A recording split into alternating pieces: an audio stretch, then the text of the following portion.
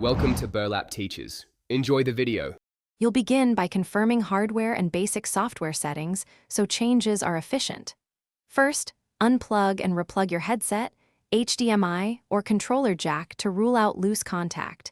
This simple step fixes many issues. Once done, make sure TV and headset volumes are around 50% to avoid abrupt loudness.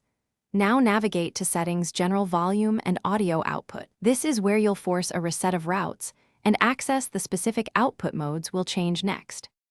Next, you'll choose the correct output and audio format because the Xbox can send incompatible streams to some devices. If you use TV speakers or a soundbar, pick HDMI audio. If using a headset through controller, choose headset audio.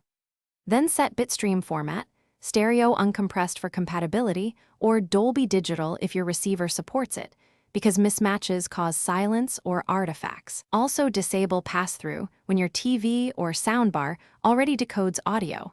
This avoids double processing and sync issues. You're finishing by validating settings and applying fixes that resolve lingering problems. Play the audio test tone and a game clip. Adjust chat versus game mix and master volume until levels are correct, because mismatched mixes often seem like faults. If issues persist, perform a full power cycle. Hold power 10 seconds, unplug for 30 seconds, then restart to clear hardware buffers. Finally, if silence remains, swap cables or try a USB audio adapter. And as a last resort, consider a system reset. Thanks for watching. Consider subscribing if this video helped you.